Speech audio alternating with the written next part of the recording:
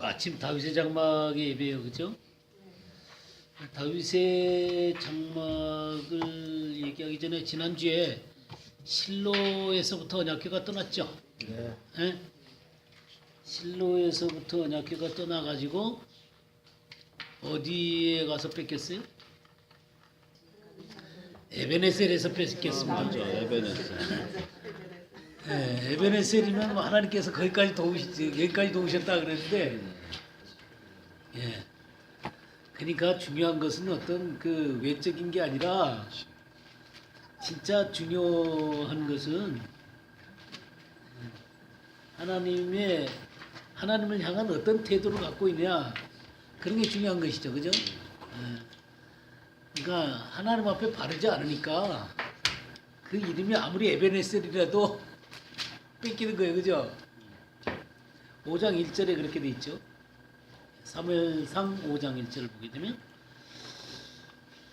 블레셋 사람들이 하나님의 기회를 빼앗아 가지고 에베네셀에서부터 아스돗에 이르니라 그랬죠.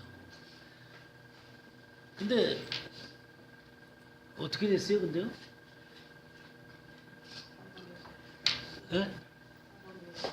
어디다 갖다 놨어요? 저기 언약궤 다곤 신상에다 갖다 놨죠. 그 다곤 신상이 이렇게 있는데 그 옆에다가 놨죠. 근데 그 다음 날 아침에 와보니까 어떻게 됐어요? 이 다곤 신이 그 앞에 이렇게 엎드려 있는 거예요. 그러니까 자기네 신이 그러고 있으니까 다시 세워놨겠죠. 근데 그 다음 날 와보니까 어떻게 됐어요? 머리 잘라지고 손목 발목 다 잘라지고 이렇게 이 얼굴을 땅에 대고 엎드려 있는 것이죠. 그러면서 이제 여호와의 손이 어떻게 됐어요? 그 6절을 한번 읽어보시겠습니까? 5장 6절. 여호와의 손이 아스돗 사람에게 엄중히 더하사 독한 종기의 재앙으로 아스돗과 그 지역을 쳐서 망하게 하니. 네, 망하게 할 정도로 그냥 수많은 사람들이 이제 죽임을 당하는 것이죠. 7절도 읽어주시기 바랍니다. 아스돗 사람들이 이를 보고 이르되 이스라엘 신의 교회를 우리와 함께 있지 못하게 할지라 그의 손이 우리와 우리 신 다곤을 친다 하고. 예, 그래갖고 이제 쳐가지고 이 언약궤를 어디다가 옮기냐면 가드로 옮깁니다. 가드로 옮기게 되죠. 9절도 읽어주세요. 이것을 옮겨간 후에 여호와의 손이 심히 큰 환란을 그 성읍에 더하사 성읍 사람들이 작은 자와 큰 자를 다 쳐서 독한 종기가 나게 하십니다. 예, 그래갖고 10절이요. 이에 그들이 하나님의 괴를 에그론으로 보내니라. 하나님의 괴가 에그론에 이른즉 에그론 사람이 부르짖어 이르되 그들이 이스라엘 신의 괴를 우리에게로 가져다가 우리와 우리 백성을 죽이려 한다 하고. 예, 그러니까 이게 이제 완전히 겁에 완전히 질렸습니다. 그러니까 이 아스돗에서 가드로 옮겨가고 가드에서 에그론까지 가는데 이제 에그론까지 가면서 이젠 언약궤가 오면 죽는다는 사실을 알게 된 거예요. 그래서 12절도 읽어주시기 바랍니다. 죽지 아니한 사람들은 독한 종기로 치심을 당해 성읍이 부르짖음이 하늘에 사무쳤더라. 부르짖음이 하늘에 사무칠 정도로 이 언약궤를 잘못 건드렸다가는 참 이런 고통을 당합니다. 그러니까 하나님은 스스로 영광을 지키십니다. 하나님은 스스로 영광을 지키시고 또 그 영광을 어떤 존재하고 나누지 않습니다. 다곤이 하나님의 영광과 비교하려고 했을 때 여지없이 쳐버린 거죠. 그죠? 그리고 하나님은 자기의 영광을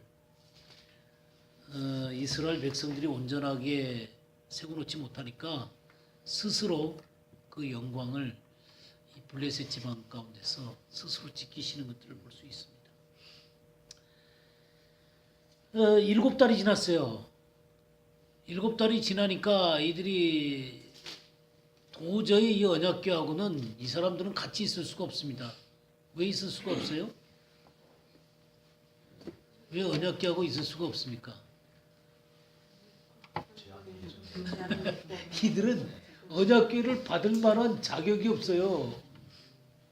언약궤를 받을 만한 자격이 없습니다. 그러니까 언약궤를 모실 수 있는 유일한 민족은 누구밖에 없어요? 이스라엘밖에 없는 것입니다. 근데 이스라엘조차도 제대로 섬기질 못하니까 실로에서부터 나왔죠. 그죠? 실로에서부터 나와서 완전히 그 실로 자체에 다시는 안 들어갔죠. 다시는 안 들어갔습니다. 자, 그렇게 해서 이들은 이제 어떤 결정을 내리게 됩니까? 돌려보내야 되겠다. 돌려보내야 되겠다 결정이 난 거죠. 돌려보내야 되겠다라는 결정이 났습니다. 근데 어떤 식으로 돌려보내요? 예, 독한 종기의 형상과 또 쥐의 형상, 이게 5개씩 만들죠. 그 블레셋 5종족을 위해서 5개의 이 형상을 만듭니다. 아마 이 사람들은 이런 것들이 여기 뭐라고 표현했냐면 6장 5절 한번 이제 읽어보세요. 그러므로 너희는 너희의 독한 종기의 형상과 땅을 해롭게 하는 쥐의 형상을 만들어 이스라엘 신께 영광을 돌리라. 그가 혹 그의 손을 너희와 너희의 신들과 너희 땅에서 가볍게 하실까 하노라. 예, 가볍게 하실까. 그러니까 그들의 신처럼 이렇게 그 금으로 만든 거면 좋아할 줄 알아. 금으로 만드는 건 좋아할 줄 알아는 거죠. 이게 정말 이방 사람들의 사고 방식입니다. 하나님은 전혀 그런 것 갖고 기뻐하지 않죠, 그죠? 예. 근데 이 사람들은 하나님을 어떻게 섬겨야 되는지를 모르는 거죠. 지금 자신의 방법으로는 어떻게 했겠어요? 네? 자신의 방법으로는 최선의 것을 한 겁니다, 그죠? 네, 나름대로 최선을 다했지만 하나님하고는 전혀 관계가 없어요. 하나님의 방식과는 전혀 관계가 없습니다. 인간의 최선이 하나님을 기쁘게 하는 거 아닙니다. 예? 뭐가 기쁘게 하는 거예요? 하나님의 정하신 방법, 정하신 길로 갈 때 하나님을 기쁘시게 하는 거예요. 사람들은 자기가 최선을 다하면 하나님이 조금 봐주실 줄 알아요. 근데 그거 아닙니다. 제가 참 하나님께서 다루실 때 너무 혹독하게 다뤘기 때문에 그 혹독한 자리에서도 그래도 내 딴에는 이렇게 최선을 다하면 그래도 하나님께서 봐주실 거다. 근데요, 하나님이 하나도 안 봐주시더라고요. 이렇게 무자비하실 수 있는 하나님이신가? 그러나 하나도 안 봐주시더라고요.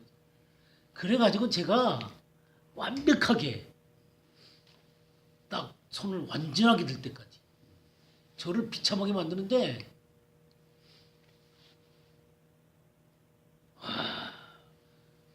무섭더라고요.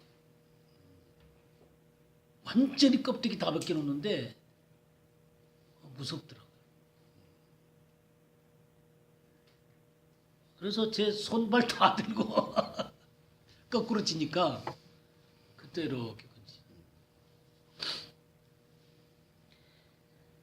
그러니까 인간의 최선이 하나님 앞에 바른 게 아닙니다.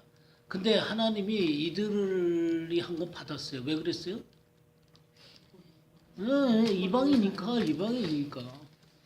이방이니까. 그리고 또 뭘 태워서 보냈어요? 새수레에다가 보냈죠. 그것도 새수레예요. 헌수레 뭐 곤란해.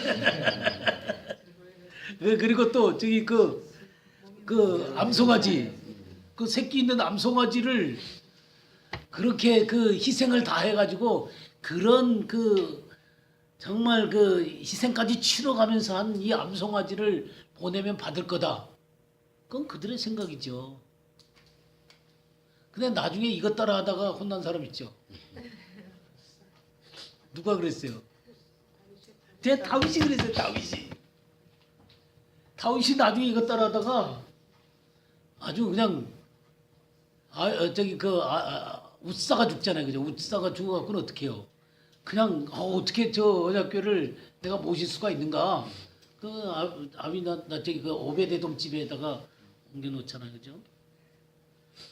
그러니까 하나님 앞에 하나님은 자신을 가까이 하는 자에게 더 거룩해지기를 원하십니다. 하나님을 가까이 하는 자들에게 더 거룩해지기 원하세요. 더 영광을 받기를 원하십니다. 그냥 모르고 연약한 거 또 저기 이방인이고 그러면 하나님께서 그걸 참작을 하시죠. 그러나 마땅히 거룩해야 될 사람들이 거룩하지 않을 때. 그래서 지난번에 에스겔서 9장 보면서 하나님의 심판이 어디서부터 시작돼요? 네, 성소에서 늙은이로부터 시작하잖아요. 그러니까 지도자급에서부터 시작을 하는 겁니다. 그러니까 제일 하나님의 심판이 진행되면 제일 무서운 게 목사들이에요. 하여튼 이 가운데서 심판을 하게 되면 제가 제일 먼저 심판을 받아야 돼요. 그러니까 지금 이런 방식으로 이 언약궤를 보냈습니다. 근데 이게 곧장 베세메스로 가면 하나님께서 우리들에게 진짜로 그렇게 하신 것이고 다른 데로 가면은 아니다 이렇게 했는데 그 암소가 어디로 가는 거예요? 참 베세메스로 갔죠. 예, 그러고 베세메스로 갔는데 베세메스 사람들이 그 궤하고 그 궤를 이제 받은 몰고 온 소를 갖다가 어떻게 했어요? 이제 번제로 드렸죠. 그 수레까지 해갖고 번제를 드렸습니다. 근데 또 이 베세메스 사람들이 잘못했어요. 뭘 잘못했어요? 뭘 잘못했는지 아세요? 아니요. 19절 읽어주세요. 19절. 베스메스 사람들이 여호와의 궤를 들여다 본 까닭에 그들을 치사 70명을 죽이신지라 여호와께서 백성을 쳐서 크게 살게 하였으므로 백성이 슬피 울었더라. 예, 언약궤 안에는 뭐가 들어있죠? 예, 두 돌판이 들어있죠. 또 들은 게 뭐예요? 예, 만나를 담은 항아리. 그 다음에 아론의 쌍난지판. 근데 이게 전부 다 사실은 문제가 있는 것들입니다. 전부 다 문제가 있는 것들이. 두 돌판은 한번 깨트렸잖아요. 그러니까 어겨놓으니까 깨트려갖고 다시 만들어준 거예요. 그 다음에 만나를 담은 항아리는 만나를 뭐라 그랬어요? 이 박한 식물을 싫어한다 그랬죠. 그 다음에 이 지팡이는 뭐예요? 인도하는 권위를 순종하지 않은 거거든요. 대적하다가 그 싹을 낸 거거든요. 그러니까 이 세 가지는 권위, 공급하는 것, 그리고 하나님의 계명, 이거 다 어긴 거예요. 그래가지고 이 언약궤가 이렇게 있으면 그 위에 뭐가 있냐면 속죄소가 있습니다. 그리고 속죄소 위에 그룹이 이렇게 쳐다보고 있는 거예요. 그래서 이 그룹이 이 속죄소 위에, 그래서 대제사장이 속죄소 위에 이렇게 피를 뿌리게 되는 거예요. 그러니까 이 속죄의 피 아래 이것들이 숨겨져 있기 때문에 죄가 용서되는 거예요. 근데 겁도 없이 이걸 갖다 어떻게 했어요? 열었어요.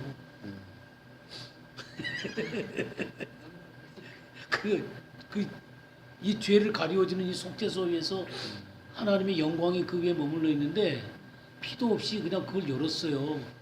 그냥 죽으려고 그런 거죠. 5만 7천 명이 5만 70명이 죽임을 당하게 됩니다. 이거 참 두려운 겁니다. 굉장히 두려운 거예요. 그러니까 이거는 하나님의 어미하심과 하나님의 그 말씀을 모르기 때문에 그렇게 한 거예요. 겁도 없이 그냥 연 거죠. 그러고 이 언약궤를 받지를 못하고 누구한테로 돌려보내는 거예요? 네, 기럇 여아림 사람들한테 가져가라 그러는 거예요. 그러니까 기럇 여아림 사람들은 너무 또 좋아가지고 왜 하나님의 교니까 이렇게 하나님 앞에 합당한 사람들은 또 기쁘게 또 받으려고 그래요.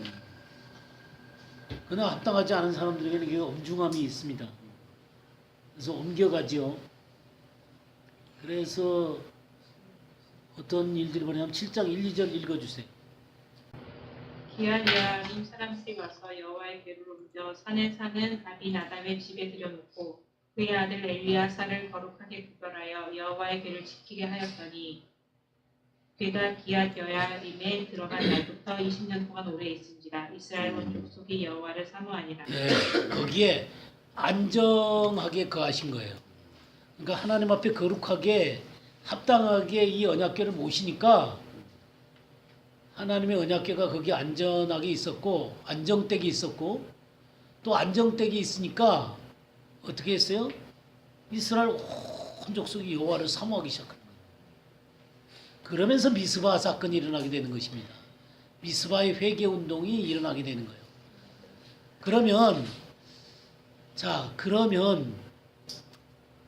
그러면 실로에서부터 언약궤가 나왔죠.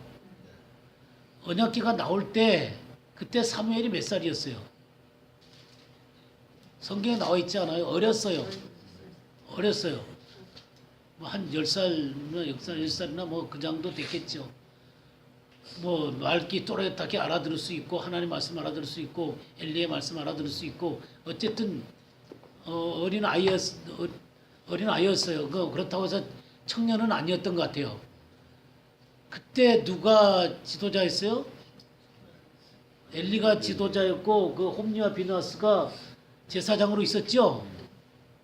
그랬다가 어떻게 했어요? 언약궤를 갖고 뺏겼죠. 그리고 7달 거기 있었고 여기 20여 년 동안 이 기럇 여아림 가운데 거하고 있었습니다. 바로 이 기간이 어떤 기간이냐면 사무엘이 성장한 기간이에요. 이제 본격적으로 드러나서 하나님의 역사를 하기 위해서 하나님의 사역 가운데 들어갈 그런 시간이 20여 년이 흐른 거예요. 그러면서 이제 본격적으로 이스라엘 앞에 드러나게 된 것입니다.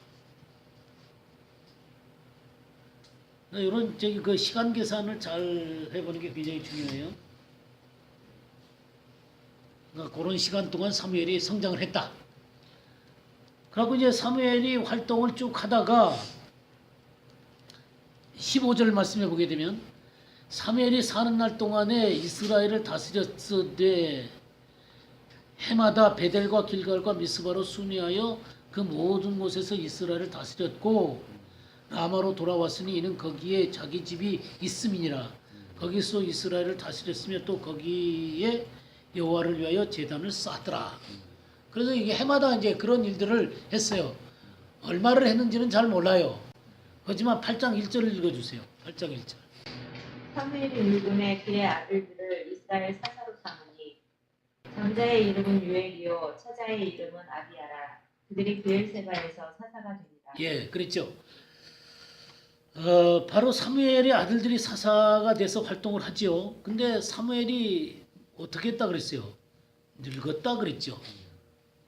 그러니까 사무엘이 본격적으로 시작을 하다가 이제는 어떻게 됐어요? 늙었죠.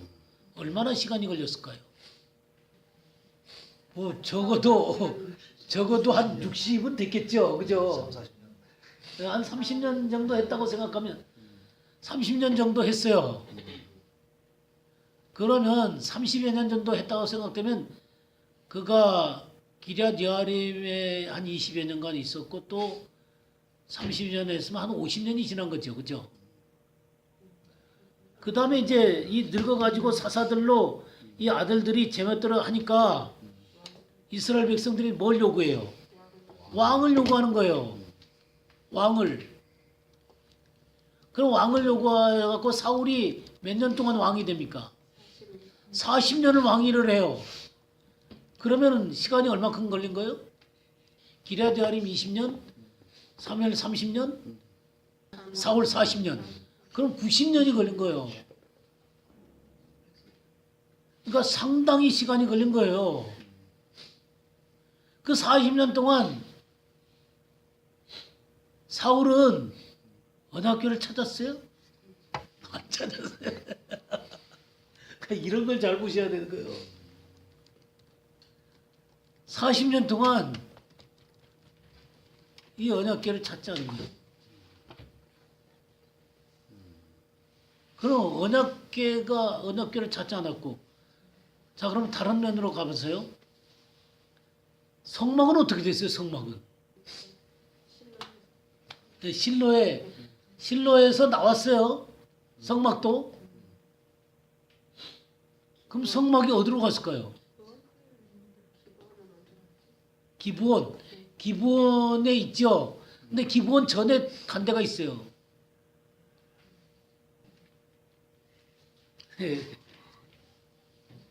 노브로 갔어요. 노브. 그 우리가 21장 사면상 21장 1절에서 6절까지 한번 읽어주세요. 다윗이 노베 가서 제사장 아히멜렉에게 이르니 아히멜렉이 떨며 다윗을 영접하며 그에게 이르되 어찌하여 내가 홀로 있고 함께하는 자가 아무도 없느냐.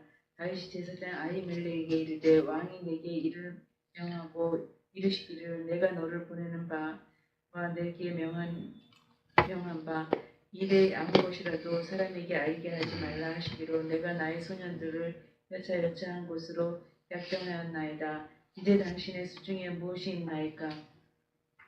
떡 5덩이나 무엇이든지 있는 대로 내 손에 주소서. 제사장이 다윗에게 대답하여 가로되 한 떡은 내 수중에 없으나 거룩한 떡은 있나니 그 소년들이 분열을 가까이만 아니하였으면 주리라. 다윗이 제사장에게 대답하여 가로되 우리가 참으로 3일 동안이나 분열을 가까이 하지 아니하였나이다.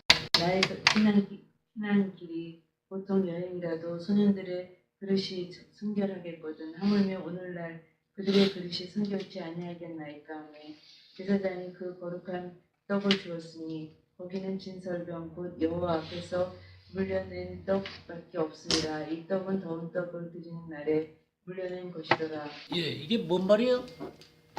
지금 이 거룩한 떡이 어떤 떡이에요? 예, 진설병이 진설병. 이 떡상 위에 올려졌던 거예요. 그러니까 새로운 떡을 얹으려고 그것을 이제 내보낸 거란 말이에요. 이것밖에 먹을 것이 없다고 그거를 다윗과 그 소년들한테 준 거예요. 그 수하들한테. 그러니까 이 지금 이 성막이 어디에 있는 거예요? 네, 노베에 있는 거예요. 노베. 이 아히멜렉은 바로 엘리의 자손입니다. 엘리의 자손이에요. 저기 그 홈리와 비나스는 죽었지만 그 또 자식이 있었겠죠. 그래서 이 아히멜렉이 그 계열이에요. 그 계열. 나중에 다윗 때 이 아히멜렉이 지금 사울이 다 죽여버리잖아요. 그 집사람을. 그래갖고 누구만 남아요? 아비아달만 남습니다. 아비아달만 남아가지고 다윗에게로 도망을 가죠. 지금 이렇게 다윗을 대접했다고 사울이 다 죽여버렸어요. 그래갖고 아비아달밖에 남지 않았죠. 아비아달밖에 남지 않았고 이 아비아달이 이제 나중에 대제사장이 됩니다. 제사장이 되죠. 근데 또 한 계열이 있어요. 사독이 있어요. 사독 계열이 있습니다. 전부 다 이게 레위 계통에서 나오는 거예요. 사독 아론 제사장의 그 계열 가운데서 사독 계열로도 이렇게 나오고 아비아달 계열로도 나오게 되는 겁니다. 그렇게 해서 이들이 그 하나님의 제사장들로서 일하게 되는 것이죠. 그리고 나중에 이제 이 두 계열이 서로 간에 알력이 좀 있었던 것 같아요. 처음에는 다윗 때는 없었어요. 다윗 때는 없었는데 그 누구야? 아도니아가 왕이 될 것이냐 솔로몬이 왕이 될 것이냐 할 때 이게 갈라선 거예요. 아비아달은 누구한테로 붙은 거예요? 아도니아한테 붙은 거예요. 사독은 어떻게 했어요? 솔로몬에게로 간 겁니다. 그렇게 해서 이 아비아다를 솔로몬이 노브로 쫓아내버려요. 너 거기 같이 지방에 가 있어. 그러면서 사독이 대제사장으로서의 그 흐름들이 이어지게 됩니다. 그게 사두개인들이에요. 무슨 말인지 알겠죠? 그러니까 이렇게 흘러온 거예요. 그러니까 이 정통성 싸움이 거기까지. 그런데 나중에 하나님이 진짜 하나님의 사람들을 세운 건 예레미야가는 노베에 세운 거예요. 그러니까 이 정통적인 데서도 일어나지만 이렇게 정말 그 지방으로 쫓겨나간 그 계열 속에서도 하나님의 위대한 하나님의 사람들이 일어나게 되는 것입니다. 그게 이제 예레미야 같은 사람이죠. 그러니까 이 고라가 반역을 했잖아요. 그런데 이 성경 가운데 고라의 후손들이 참 위대한 일들을 많이 합니다. 네. 그러니까 하나님은 이게 회개하고 진짜로 하나님 앞에 서게 되면 언제든지 받으시고 또 쓰게 되는 것들을 보게 됩니다. 그런 것들이 있고요. 아까 제가 언약궤 얘기하다가 여기까지 왔죠. 지금 언약궤가 어디까지 왔어요? 기럇 여아림까지 왔죠. 그 사울의 기간 동안에 40년 동안 이 언약궤를 찾지도 않았어요. 그래갖고 이 언약궤가 기럇 여아림에 있는데 어디 있는지도 모르는 거예요. 이 언약궤가 어디 있는지도 모르는 거예요. 그러니까 나중에 이제 다윗이 왕이 되잖아요. 다윗이 왕이 되잖아요. 그러니까 이게 시간이 얼마나 걸린 거예요? 최소한 90년이 걸린 거예요. 이 실로를 떠나가지고 이 언약궤가 90여 년이라는 시간이 그런 다음에 다윗이 이 언약궤를 찾은 거예요. 그러니까 다윗을 하나님이 볼 때 기뻐하지 않을 수가 없는 거예요. 네. 네. 그게 다윗이에요. 아무도 안 찾는 그것을 왕이 된 다윗이 이 언약궤를 찾아 나서는 거예요. 어디든지 잘 모르니까 다윗이 언약궤를 찾는 장면을 한번 볼까요? 시편 132편 한번 보겠습니다. 1절에서 10절까지요. 10절까지 한번 읽어주세요. 1절부터 10절까지. 여호와여 다윗을 위하여 그의 모든 근심한 것을 기억하소서. 저가 여호와께 맹세하며 야고보 전능자에게 서원하기를 내가 실로 나의 거하는 장막에 들어가지 아니하며 내 침상에 오르지 아니하며 내 눈으로 잠들게 아니하며 내 눈꺼풀로 졸게 아니하기를 여호와의 처소 곧 야고보 전능자의 성막을 발견하기까지 하리라 하였나이다. 우리가 그것이 에브라다에 있다함을 들었더니 나무밭에서 찾았도다. 우리가 그의 성막에 들어가서 그 발등상 앞에서 경배하리로다. 여호와여 일어나사 주의 권능의궤와 함께 평안한 곳으로 들어가소서. 주의 제사장들은 의를 입고 주의 성도들은 즐거이 외칠지어다. 주의 종 다윗을 위하여 주의 기름받은 자의 얼굴을 물리치지 마옵소서. 여기 지금 15절에 보게 되면 여호와의 처소 곧 야곱의 전능자의 성막을 발견하기까지 하리라. 꼭 성막을 발견하는 것처럼 보이잖아요. 이거는 뭐냐면 하나님이 거하시는 곳을 발견하기까지 그 말이에요. 단순히 성막을 찾는 게 아닙니다. 단순히 성막을 찾는 게 아니라 하나님이 진정으로 거하는 곳을 얻을 때까지 다윗이 어떻게 하기를 원했어요? 침상에 오르지 않고 집에도 안 들어가고 침상에 오르지도 않고 눈으로 잠들게도 안 하고 눈꺼풀로 졸게도 아니하고 그 하나님의 궤를 찾아가지고 하나님의 그 궤가 안전한 곳에 딱 들어가서 그 자신이 하나님 앞에 예배드릴 그때까지 그렇게 찾아다닌 거예요. 그래갖고 마침내 6절에 보세요. 우리가 그것이 에브라다에 있다함을 들었더니 나무밭에서 찾았다. 성막 찾은 거 아니에요. 언약궤를 찾은 거예요. 그래서 8절 여호와여 일어나사 주의 권능의 괴와 함께 평안한 곳으로 들어가소서. 이 괴를 갖다가 나중에 다윗의 장막을 만들어 놓고 거기다가 모시는 거예요. 근데 이게 에브라다 그랬죠. 에브라다. 에브라다에 있다함을 들었더니 나무밭에서 찾았도다. 이게 지금 에브라다는 어디냐면요. 베들레헴 옆입니다. 베들레헴 옆이에요.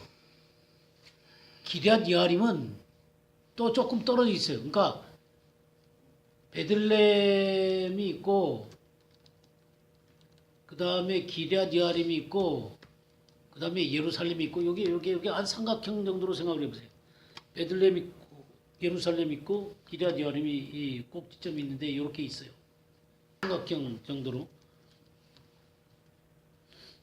그러니까 에브라다는 그 베들레헴하고 붙어 있어요.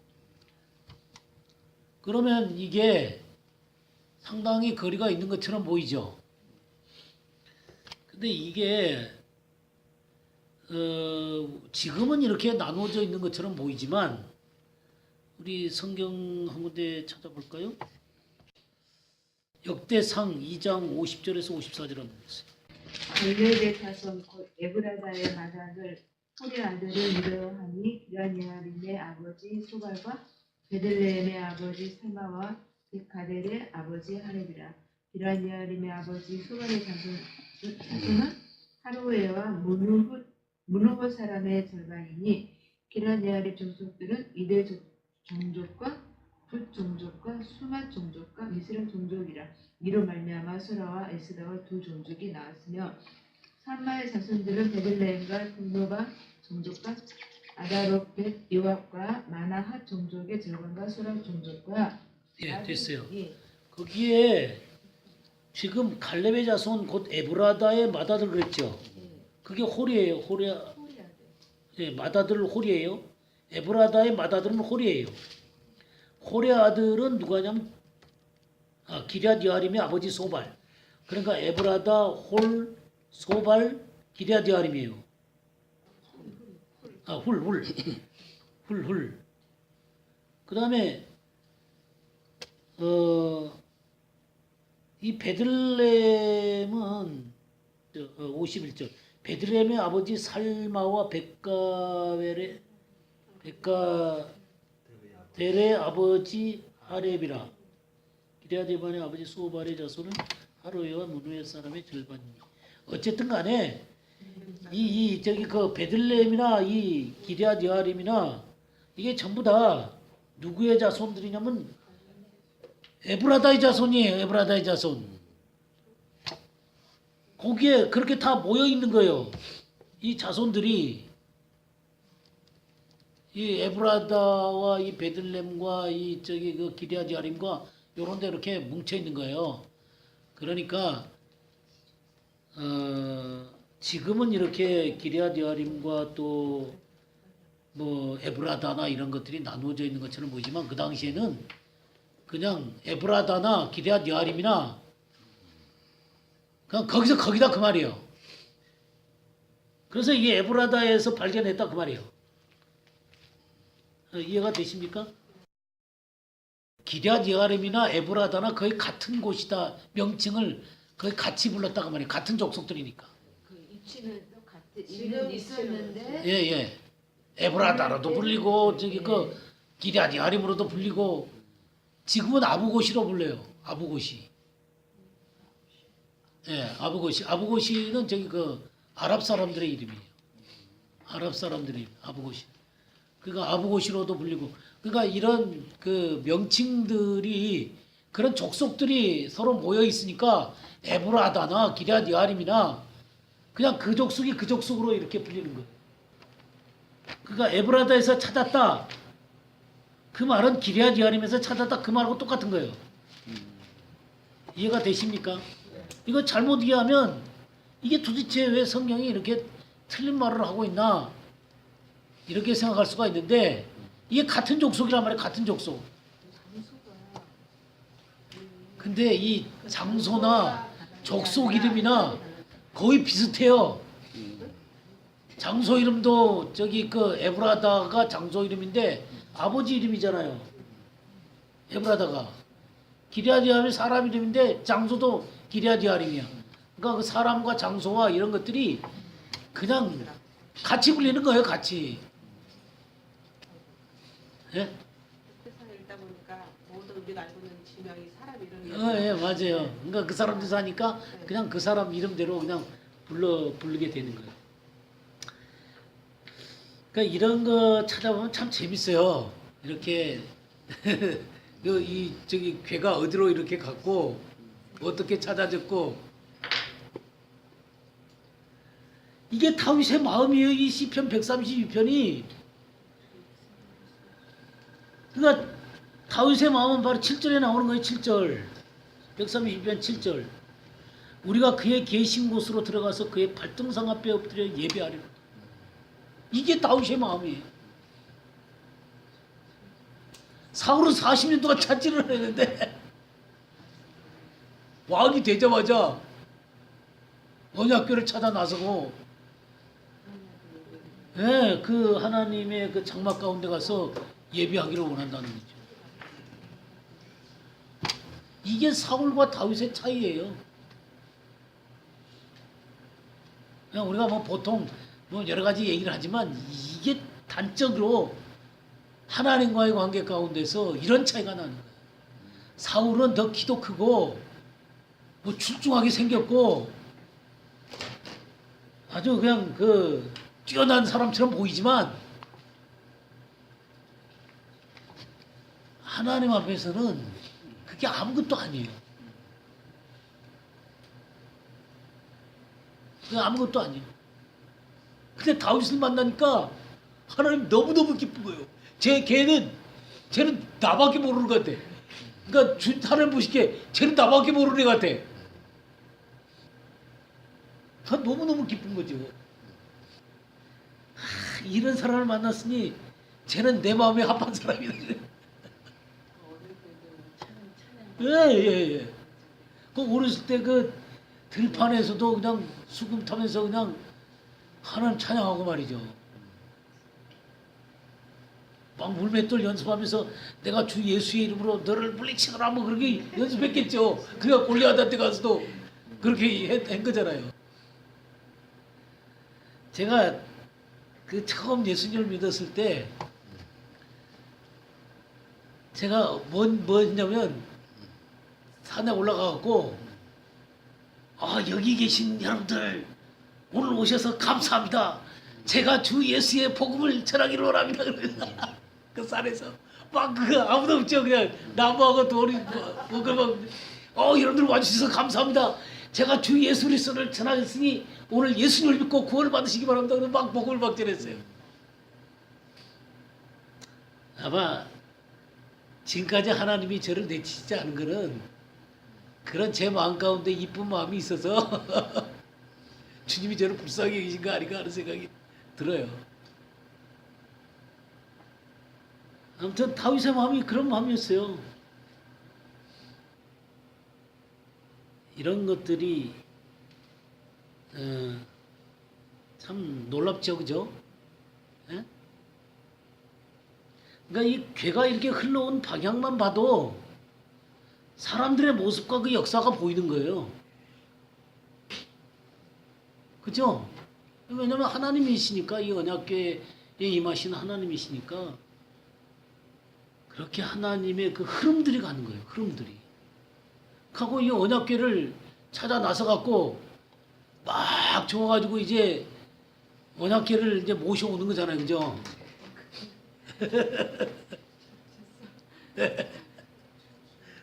언약궤를 모셔오는데 이제 그 아비나답 집에 간 거 아니에요. 그죠? 가니까 언약궤가 거의 100여 년 동안이나 거기 있었던 거예요.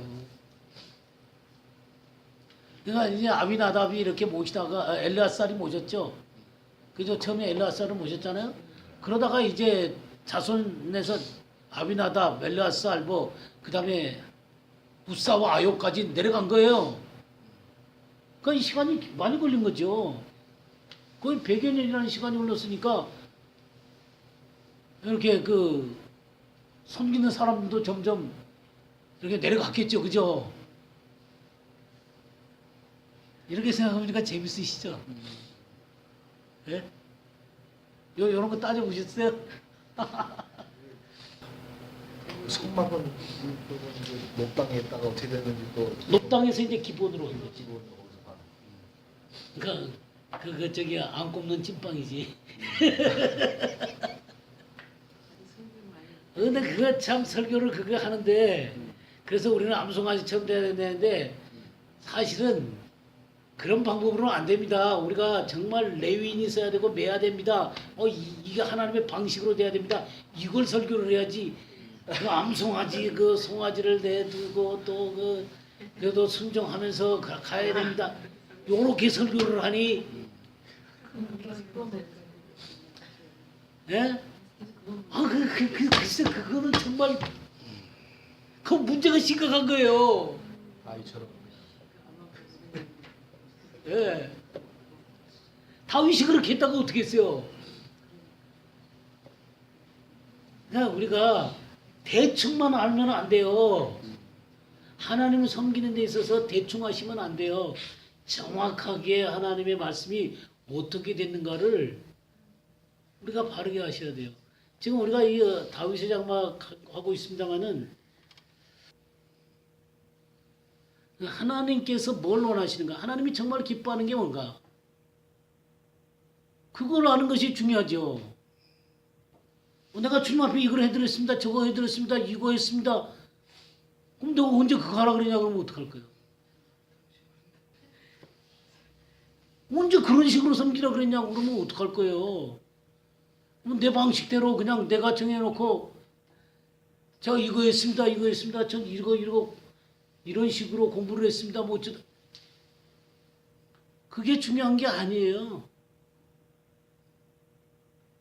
정말 하나님께서 뭘 의도하셨고 뭐 어떤 것이 하나님의 기쁨이 되는가 하는 것들을 정말로 알 때 하나님의 선하시고 기뻐하시고 온전한 뜻이 무엇인지가 분별하게 되는 거죠. 그게 진정으로 하나님을 섬기는 거예요.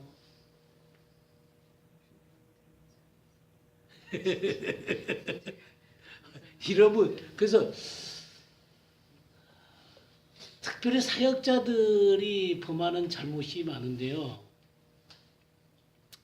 사역자들의 하는 얘기들이나 기도나 그런 것들을 열심히 들어보면 뭔 얘기를 많이 하냐면 하나님을 기쁘시게 할 수 있도록 최선을 다하게 해주십시오. 이런 기도를 많이 한다. 제 모든 것을 다해서 하나님이 기뻐하시는 것을 잘할 수 있도록 해주세요. 제가 최선을 다해서 하겠습니다. 이런 소리를 많이 해요. 여기 무서운 함정이 있어요. 예. 그럼요. 여기 함정이 있는 거예요. 뭐 하기만 하면 되나요? 열심히 이제 뭐 봉사하면 되나? 이사야 6장에도 그 성전에서 하나님이 임하시잖아요. 막 하나님에 대한 찬양이 막 부르니까 그거 너무 놀래갖고 바로 나의 망하게 되었다 그래. 그래가지고는 난 입술이 부정한 백성 가운데서 만군의 주 여호와를 배웠다 그러면서 그 두려워해요. 그럴 때 하나님께서 그 핀줄을 하면서 네 죄가 용서됐다. 그렇게 하면서 하나님이 뭐라고 했냐면 내가 누구를 보내면 누가 우리를 위해서 갈고 그런단 말이에요. 그럴 때 내가 여기 있나이다 나를 보내소서 그래요. 근데 사람들은 보통 여기까지만 묻는다고요. 그때 9절 보세요. 9절 보면 여호와가 이르시되 가서 이 백성이 이르기를 하고 하면서 하나님이 뭐라고 얘기를 하는 거예요. 이거를 들어야 된단 말이에요. 근데 보통 내가 여기 있나이다 나를 보내소서 그래 놓고는 가서 열심히 그냥 일하면 된다고 생각해요. 근데 지금 가서 전하라는 메시지가 뭔 말이냐면 기가 막힌 메시지잖아요. 그죠? 이 백성에게는 너희는 듣기는 들어도 깨닫지 못할 것이요 보기는 보아도 알지 못하리라. 이 백성이 마음을 둔하게 하며 그들의 귀가 막히고 그들의 눈이 감기게 하라. 염려컨대 그들이 눈으로 보고 귀로 듣고 마음으로 깨닫고 다시 돌아오고 고침을 받을까 하노라. 뭐 메시지를 이런 메시지를 전하라 그러는 거예요. 그럼 우리 보통 생각하기를 여러분들 잘 들으시고 하나님 말씀을 혹시라도 잘못 깨달을까 봐 두려우니까 바르게 말씀을 아셔야 됩니다. 정말 정신 차려서 들으셔야 됩니다. 여러분들이 하나님 말씀 앞에 올바르게 순종하셔야 됩니다. 그리고 말씀을 정말 깨달은 여러분들이 되셔야 됩니다. 이렇게 전하겠죠. 그 정반대 얘기를 하라는 거예요. 그러니까 하나님께서 정말로 원하시는 게 뭔가 하는 것들을 들을 줄 알아야 돼요. 하나님께서 원하시는 뜻이 무엇인가를 들을 줄 알아야 되고, 그렇게 하기 위해서는 어떻게 해야 될 것 같아요? 네, 하나님 말씀을 하셔야 되는 거예요. 하나님 말씀을 하셔야 돼요. 우리가 지금 언약궤가 어떻게 인도되는가만 봐도 하나님의 역사가 어떻게 진행됐는가를 그냥 볼 수가 있잖아요. 그죠? 왜 다윗인가? 이 언약궤를 찾는 이 길만 봐도 왜 다윗인가가 나오는 거예요. 그러니까 다윗도 처음에는 그 언약궤를 찾고 싶은 열망이 컸죠. 열망이 커가지고 어떻게 했어요? 그냥 수레에다 태워가지고 한 거예요. 열망은 컸는데 뭘 모른 거예요? 하나님의 뜻과 마음을 말씀을 모른 거예요. 그냥 열심히 치우쳐갖고 하나님의 뜻과 마음을 모르는 거예요. 그러니까 열심히 갖고 그 언약궤를 올리잖아요. 근데 우사가 죽어버렸다. 그러니까 또 두렵죠. 그 언약궤를 안 갖고 오겠다. 그냥 상황에 따라서 그냥 이랬다가 저랬다가 그러는 거예요. 왜냐하면 바르게 하지 않았기 때문에 그러는 거예요. 그러니까 그 시대가 하나님의 말씀에 대해서 무지했다는 거죠. 우리가 이미 그 사무엘상 우리가 3장에 봤을 때 그 얘기 있었잖아요. 사무엘 3장 보면 3장 1절에 아이 사무엘이 엘리 앞에서 여호와를 섬길 때에는 여호와의 말씀이 희귀하여 이상이 흔히 보이지 않았더라. 엘리의 눈이 점점 어두워가서 잘 보지 못하는 그때에 그가 자기 처소에 누웠고 그랬죠. 그러니까 이 말씀이 그냥 흐릿하니 그냥 그런 시대였다 그 말이에요. 그래가지고 지금 이 사무엘 상이 시작되는 시점이 사사기가 끝난 시점이죠. 그죠? 사사기가 어떤 시대예요? 네, 자기 소견에 오른 대로 행하던 시대예요. 그러니까 여호수아서 다음이 사사기잖아요. 그죠? 여호수아가 죽고 나서 저기 그 장로들이 살아 있었던 때까지 그들은 하나님의 말씀을 쫓아서 살았어요. 네, 하나님의 말씀을 잘 아는 장로들이 지도급을 형성하고 있었으니까. 근데 장로들이 죽고 나서 하나님의 말씀에 대해서 무지해져 버린 거예요. 그럼 뭐가 잘못된 거예요? 내 말씀 교육이 안 했다는 거예요. 아니 장로들이 있고 여호수아가 있고 그러면 싸움하다가 그냥 걔네들은 말씀을 가르칠 시간이 없었어. 정복하고 뭐 싸움하고 주변에 그런 거 하느라고 말씀 가르칠 시간이 없었어. 그러니까 말씀 가르칠 시간이 없으니까 어떻게 해요? 다 지 좋은 소견대로 하는 거예요. 그럼 열심히 지 소견대로 한다고 해서 하나님이 그거 기뻐하나? 그러니까 내가 몰랐습니다. 이게 변명이 안 된다고요. 제가 바빠서요. 바빠서요가 변명이 아니에요. 하나님 말씀 알아야 돼요. 아무리 바빠도 하나님 알아야 돼요. 하나님 말씀을 배워야 되는 거야. 그러니까 배우지 않으니까 다 각자 지 소견대로 한 거예요. 그런 시간이 몇백 년이 흐른 거예요. 그러면서 사무엘까지 온 거예요. 사무엘이 이렇게 돌아다니면서 가르쳤지만 그게 그렇게 쉽게 그 방향이 전환되는 게 아니죠. 그 다음에 사울의 시대 때는 다윗 죽이느라고 쫓아다니다가 예, 말씀을 배울 생각 그런 생각이 없었던 거죠.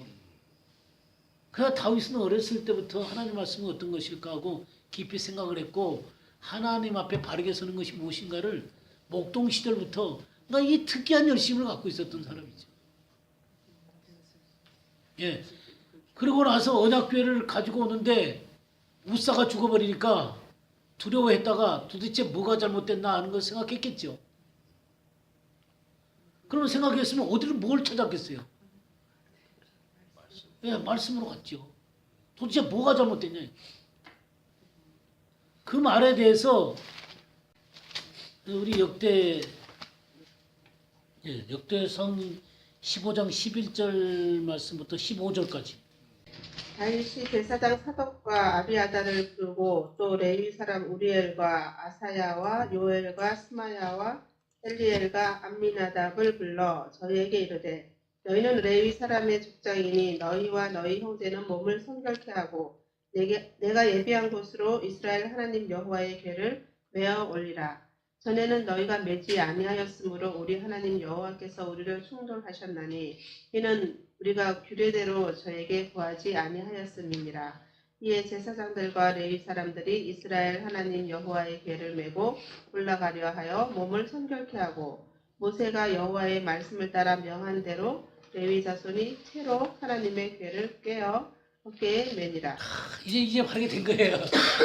그 교훈 속에서 지금 뭘 발견한 거예요? 예, 하나님의 말씀 앞에 간 거예요. 그 말씀이 뭐라고 하시는가? 그러니까 전혀 말씀과 관계없이 자기네 방식으로 그냥 그 자기네 방식으로 한 게 누구를 본받은 거예요? 누구를 본받아서 한 거예요? 이방인이 한 것을 본받은 거예요. 이방의 방식으로 열심히 한다고 해서 하나님이 받는 게 아니다 이 말이에요. 우리가 세상 사람들이 하는 멋지고 놀라운 방식으로 주님을 섬기면 주님이 기뻐하실 것 같죠? 그걸로 기뻐하는 게 아니에요.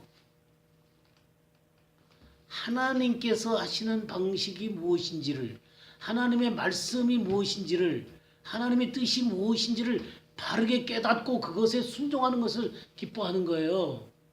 사울 같은 경우는 어떻게 했어요? 하나님이 다 멸하라 그랬잖아요. 근데 악악을 남겨두고 좋은 것들은 다 남겨두는 거예요. 왜 그랬냐 그러니까 제사 드리려고. 그러니까 하나님 기쁘시게 하려고 했다는 거예요.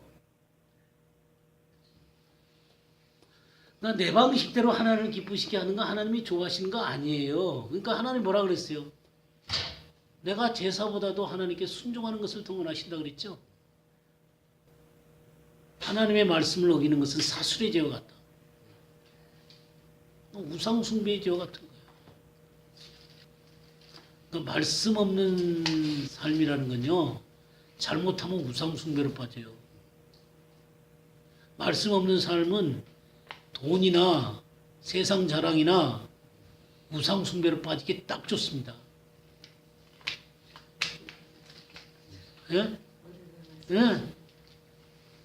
그런 데로 빠지는 거예요. 그러니까 우리가 하나님의 말씀을 안다는 게 너무너무 중요한 거고요.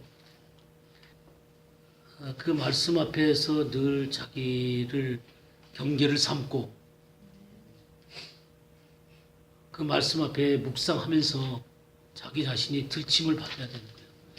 하나님의 말씀은 좌우의 날선 어떤 검보다도 예리하여 영과 혼과 및 관절과 골수를 찔러 쪼개기까지 하며 사람의 마음의 생각과 뜻을 감찰하느니 지은 것이 하나도 그 앞에 나타나지 않음이 없고 만물이 우리를 결산한 자의 눈앞에 벌거벗은 것처럼 드러나니.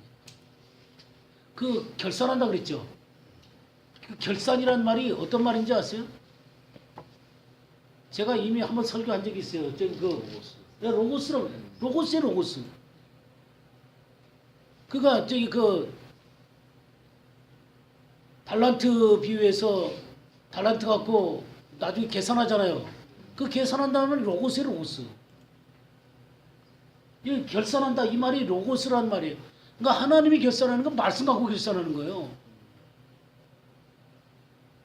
그래서 영적인 것인가, 혼적인 것인가, 육적인 것인가. 벌거벗은 것처럼 하나님 앞에 벌거벗은 것처럼 우리 자신이 말씀 앞에서 노출돼야 되는 거예요. 우리가 얼마나 교묘한 사람들인지 아세요? 이 혼이라는 게 얼마나 교묘한 건지 아세요? 이게 은근히 이 영적인 것을 여러 가지로 해석해 갖고요. 자꾸만 하나님의 말씀을 그냥 그 광선처럼 그걸 이게 딱 분리시켜야 되는데 적당히 얽어버려요. 그럼 적당히 얽어버리면 어떤 식이 되는지 아세요? 적당히 얽어버리면 혼적인 것을 영적인 것으로 착각을 한다고요. 그러니까 점점 말씀을 알아갈수록 사람이 선명해져 가게 돼요. 선명해져 가고 분별력이 생기게 돼요. 그러니까 만물이 우리를 상관하신 자의 눈앞에 벌거벗은 것처럼 결산한 자의 눈앞에 벌거벗은 것처럼 드러나요.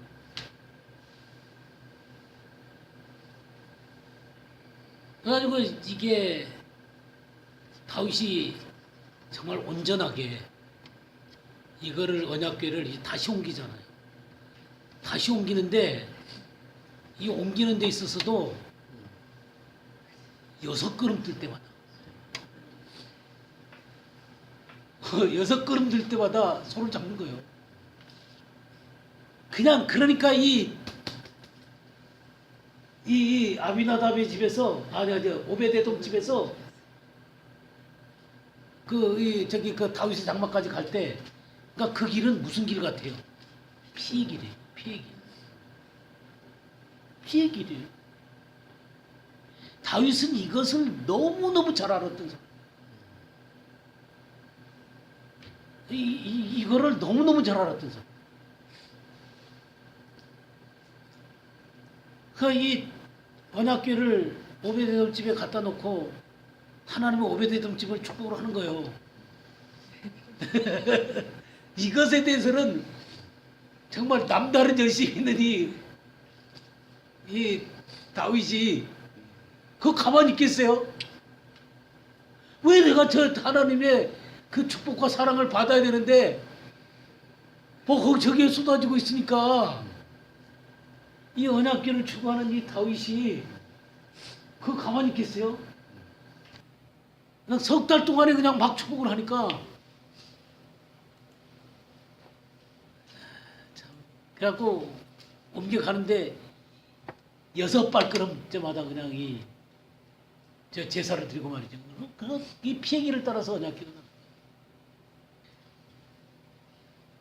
그러니까 그 기쁨이라는 건 말할 수가 없는 거죠. 그러니까 막 춤추고 막 가니까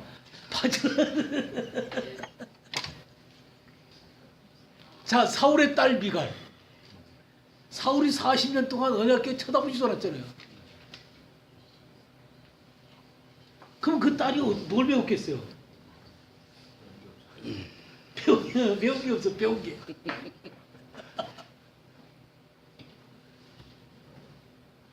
배운 게 없어, 배운 게.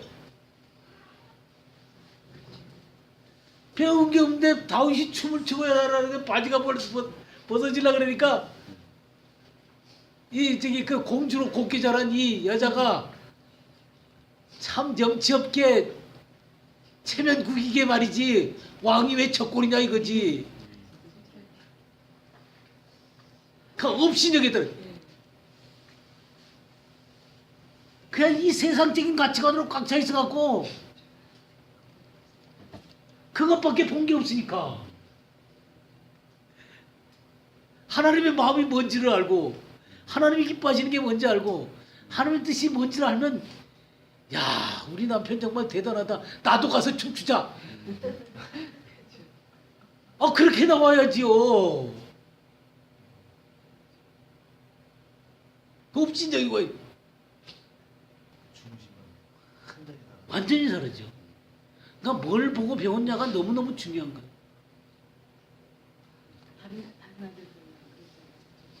예, 뭐 다른 아들도 그런 영향들이 있었겠죠. 그 룻과 저기 보아스로 말미암아 쭉 되어진 자손들이잖아요. 저기 그 다윗이 그렇게까지는 될 때까지는 아마 그 집안의 그 경건한 가정이었을 거예요. 예.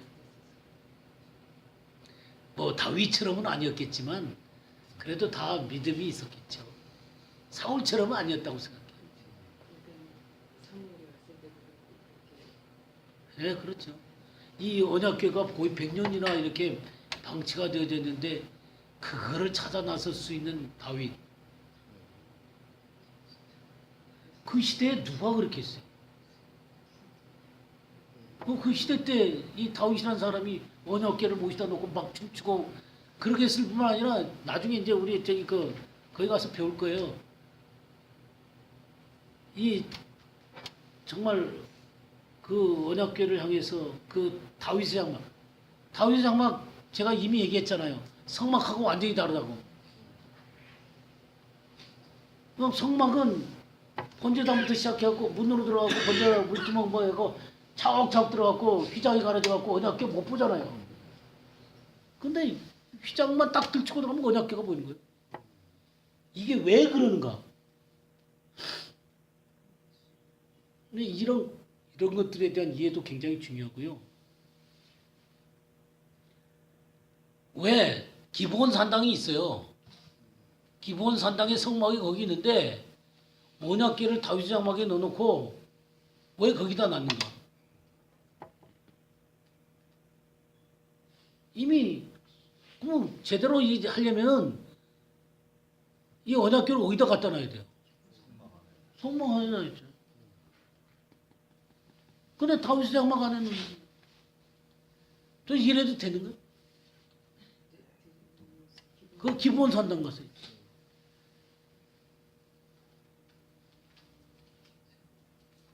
그래서 하여튼 뭐 찬양 다니고 뭐 그냥 딱 세워놔요. 이 다윗 장막을 위해서. 예, 이런 것들 굉장히 중요한 것들입니다. 이 다윗이라는 인물,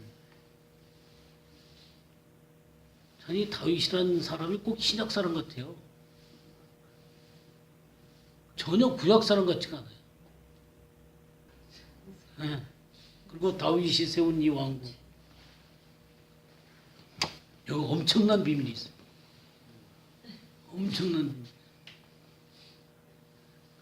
그 하나님이 그러고 제가 오늘 나오니까 다윗이 저기 자기는 궁전에서 뚝 나오는데 그 언약궤가 그 안에 있으니까 궁전을 지어드리겠다고 그 성전을 그 또 하나님이 기뻐갖고 야 내가 언제 누구한테 내가 뭐 저기 집 져달라 그러더냐?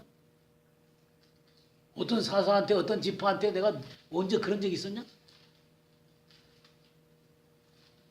네 마음에 그런 마음이 있으니까 너무 좋다는 거죠.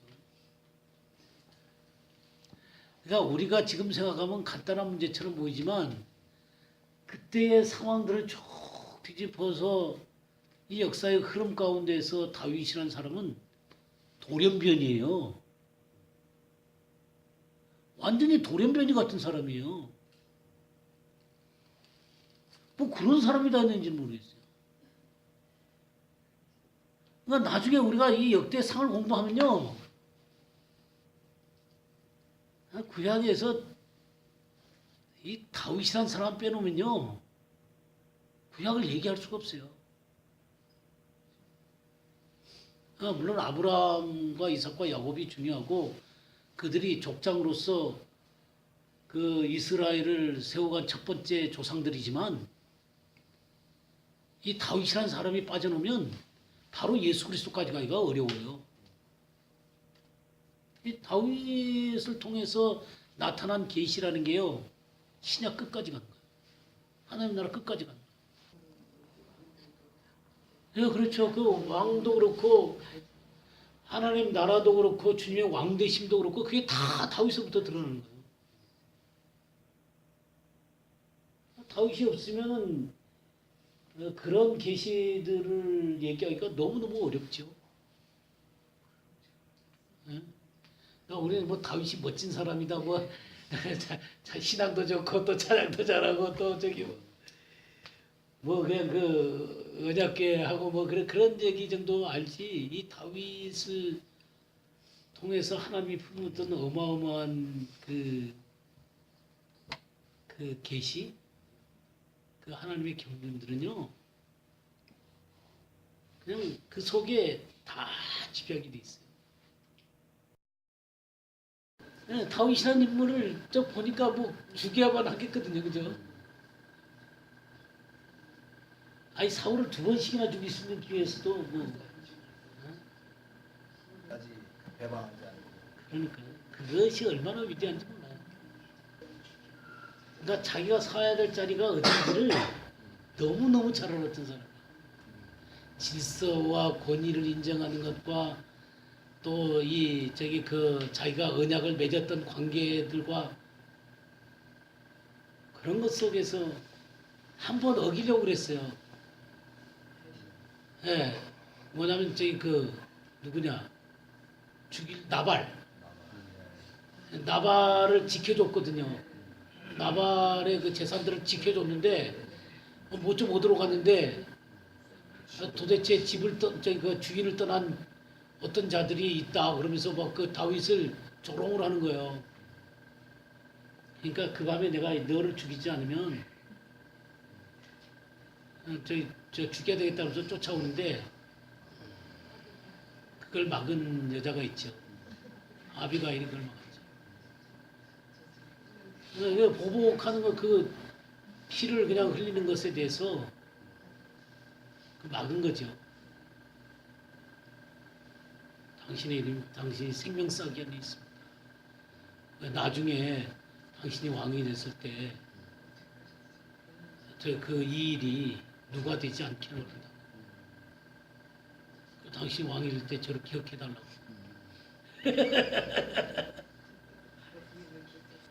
근데 그렇게 유명한 사람의 부인이 되면요, 힘들어요. 그 부인도 여러시고. 아마 개인적인 사랑을 받기는 참 어려울 거예요, 그죠? 그리고 저기 관능적인 여자인 그 밧세바가 나타나니까 다 거꾸로지잖아.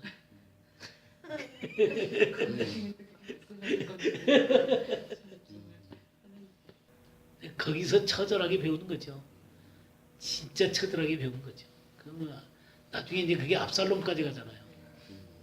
압살롬까지 가게 되고 자기 자식 죽는 것, 그런 장면까지 가게 되고, 이제 그것이 이제 다윗이 다 그 꺾이는 거예요.